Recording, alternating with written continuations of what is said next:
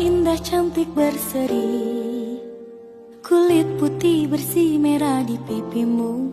Dia Aisyah, putri Abu Bakar, istri Rasulullah. Sungguh Nabi mencintamu, hingga Nabi minum di bekas bibirmu. Bila marah, Nabi kan bermanja, mencubit hidungnya. Aisyah, romantisnya cintamu dengan Nabi. Dengan baginda kau pernah main lari-lari, selalu bersama hingga ujung nyawa kau di samping Rasulullah. Aisyah, sungguh manis oh sirah kasih cintamu, bukan persis novel mula benci jadi rindu. Kau istri tercinta. Allah itu suka banget sama orang yang bertaubat lalu belajar, memperbaiki diri. Taubat dan taklim Allah nge-like banget tuh. Siapapun yang bertaubat, siapapun yang kemudian pengen belajar memperbaiki dirinya, semasa proses itu Allah suka banget sama dia. Setiap hari Allah nge-like dia dan ngasih tahu ke malaikat, ini hambaku, ini hambaku, ini hambaku, ini. Terus Allah ngebanggain dia. Allah walaupun ngelihat kita banyak berbuat dosa, tetapi Allah masih juga manggil kita hamba. Ya ibadi, wahai hamba-hambaku, kalau kalian datang kepadaku dengan membawa dosa yang memenuhi langit dan bumi, penuh dengan dosa kalian, gak ada lagi planet, gak ada lagi bintang, semuanya dosa kalian isinya.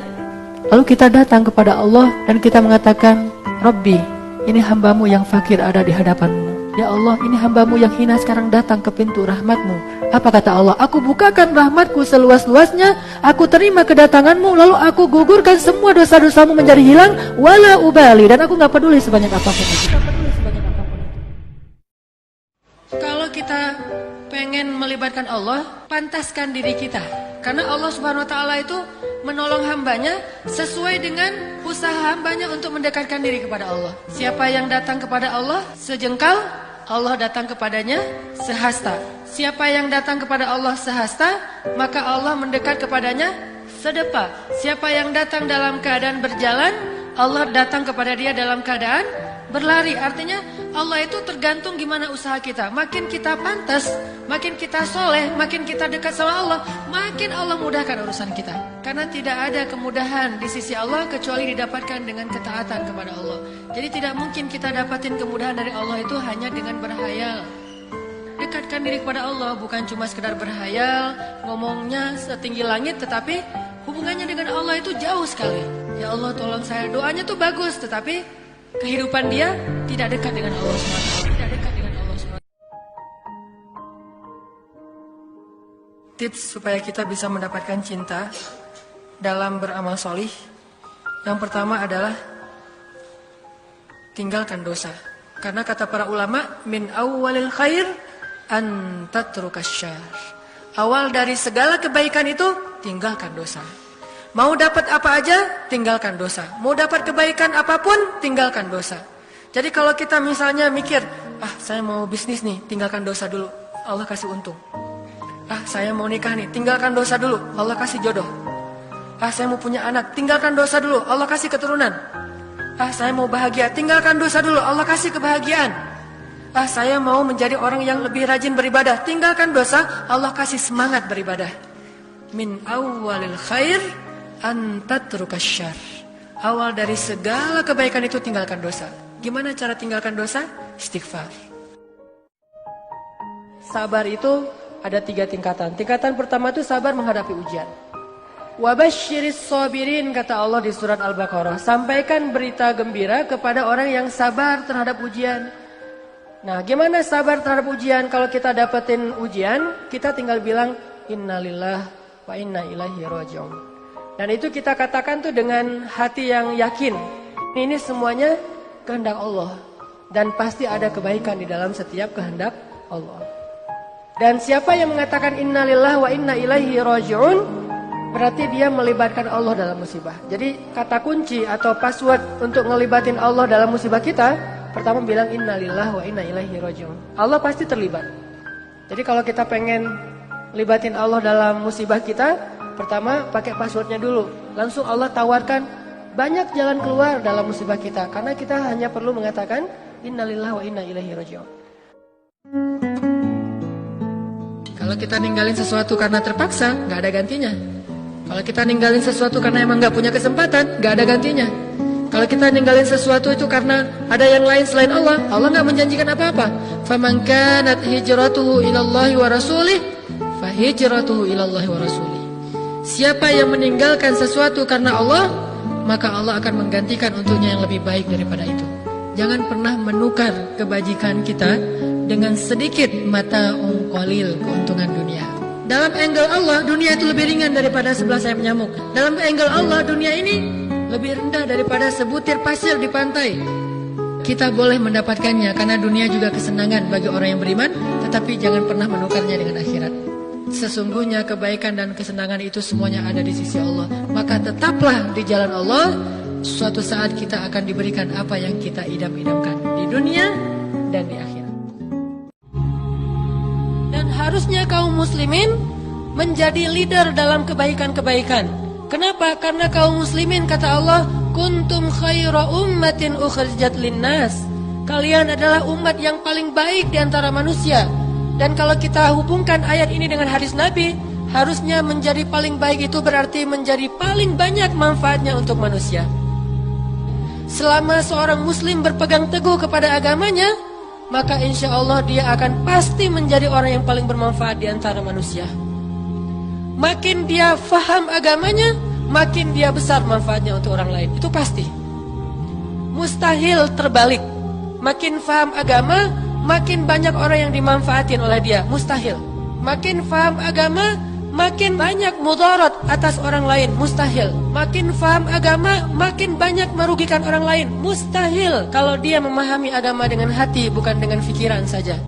Seorang suami lari dari istrinya, istri lari dari suaminya, anak lari dari orang tuanya, pasangan lari dari pasangannya, sahabat lari dari sahabatnya. Likulli imri'in yauma idzin, pada hari itu semua orang sya'nun yughnih, sibuk ngurus diri sendiri. Semua orang, Nabi Adam, Nabi Nuh, Nabi semua anbiya dan semua manusia pada hari itu semuanya sibuk dengan diri sendiri. Udah lupa tuh, kita dikuburin satu liang lahat dengan pasangan sejati kita, tapi pas kita bangkit kita nggak akan lihat ke sebelah kanan kiri kita. Nggak peduli, dia ngelihat kita, dia tahu ini suami saya nih, dia tahu ini anak saya ini, dia tahu ini orang tua saya, dia tahu bahwa kita adalah kekasihnya, dia tahu. Tetapi saking takutnya dia terhadap dirinya dan saking dia mementingkan dirinya, pada hari itu dia nggak peduli dengan kita. Bahkan na'udzubillah, kalau kekasihnya di sebelah diseret oleh malaikat, dia nggak akan nolong kita dia mah. Dia yang penting selamat, saya udah selamat. Kekasihnya ya terserah. Nanti kalau dia udah beres, baru nanti dia, itu juga nggak semua orang. Bolehkah menikah dengan alasan saya takut terjerumus ke dalam maksiat dan posisi saya masih mahasiswa, dan ketika sudah menikah saya tetap melanjutkan kuliah saya dan bisa hidup masing-masing masih ditanggung oleh orang tua? Boleh sekali. Nggak ada hubungannya menikah dengan prestasi dunia. Kalau antum mau ke masjid nanti kalau ada motor atau ada kendaraan, maka tidak akan sholat di masjid kan? Kalau dihubungkan dengan prestasi dunia, nggak ada hubungannya. Menikah gak ada hubungannya dengan sarjana, gak ada hubungannya dengan ijazah. Para sahabat itu mudah sekali mereka kalau mau nikah. Hari ini dia lihat cocok, dia datang ke rumah melamar, malam sudah suami istri. Mudah, gampang. Kalau mati sudah dapat pahalanya. Kalau antum kan Masya Allah sekian tahun dulu, sudah S1 nanti punya mobil, nanti punya rumah, lama-lama putih semua rambutnya baru mau nikah. Menikah saya gak ada hubungannya sama sekali. Kuasa Allah itu. Makanya Allah mengatakan at-tayyibina lit-tayyibat. Orang-orang yang baik laki-laki dapat perempuan yang baik-baik. Al-khabithina lil-khabithat. Orang laki-laki buruk dapat perempuan buruk. Kan begitu. Orang yang biasa tiap malam di diskotik, teler, pasangannya juga orang begitu tuh. Kira-kira kalau orang biasa di mabuk di diskotik, di bar, terus mau cari perempuan di majelis taklim.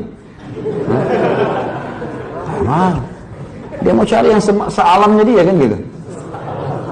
Ya, sama dengan akhwat pakai jilbab terus kemudian mau cari laki-laki yang nakal, yang pemabuk, nggak mungkin. Ya gitu. Jadi memang sudah subhanallah kata Nabi SAW, al-arwahu junudun mujannadah. Ruh itu seperti sejalan. Jadi dia seirama. Kita kalau sudah mulai menuju kepada kebaikan teman-teman, nanti dengan sendirinya orang-orang yang dekat sama kita, orang-orang yang begitu juga, orang yang soleh. Makin soleh kita makin dekat banyak orang soleh. Nanti pasangan juga jadi begitu. Dan tampiasan kesolehan itu teman-teman bukan cuma Kalau kau punya ibu, sesungguhnya Allah berikan engkau tiket menuju surga. Keramat bukan pohon yang rindang. Keramat bukan makam di atas bukit. Keramat ibumu yang ada di rumah. Kenyangkan ibumu, belikan baju terbaik, senangkan ibumu, buat ibumu seperti raja, maka rezekimu akan seperti rezeki raja-raja. Bukan hadis Nabi. Ada makanan sedikit antar bagi dua. Mak, aku tak bisa beli banyak, ku bagi dua. 5 tahun engkau dibesarkannya, 5 hari kau tak sanggup menjaganya. 5 anak bisa dibesarkannya, 5 anak tak sanggup merawatnya. Ingat, ada dosa. Kalau kau berzina, mungkin di dunia kau senang, nanti balasannya. Tapi ada dosa, kalau kau lakukan, di dunia kau dapat, di akhirat kau dapat juga. Apa dia? Durhaka kepada orang tua.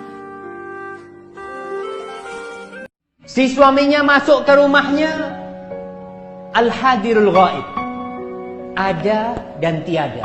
Masuk rumahnya langsung sama HP-nya. Ini termasuk bahaya ya.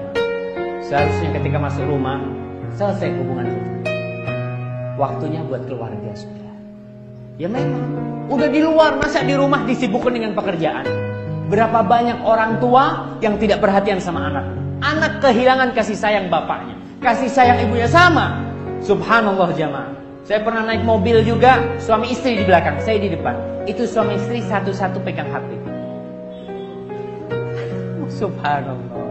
Terkadang di ruang tamu, suami istri pegang HP, anaknya juga pegang HP.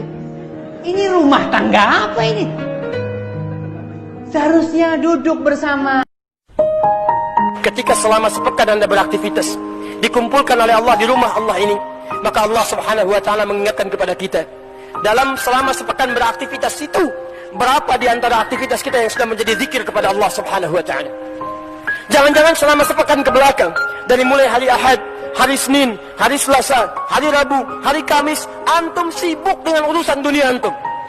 Kadang-kadang berangkat gelap, pulang gelap, lupa dengan sholat, jarang baca Al-Quran, apalagi menghafal Quran, jarang berzikir kepada Allah, tidak ada istighfar, tidak ada doa. Kalau cuma seperti itu, jangankan antum, orang-orang jahiliyah sudah juara pada zamannya. Non-muslim sudah bisa lebih hebat. Kalau cuma mengumpulkan harta benda sebanyak-banyaknya, Qarun lebih kaya dibandingkan dengan antum. Kalau cuma bangga dengan kepemimpinan, Fir'aun lebih hebat dibandingkan dengan antum. Dengan segala pasukannya, dengan segala kehebatannya. Tapi apa yang terjadi? Itu tidak bernilai di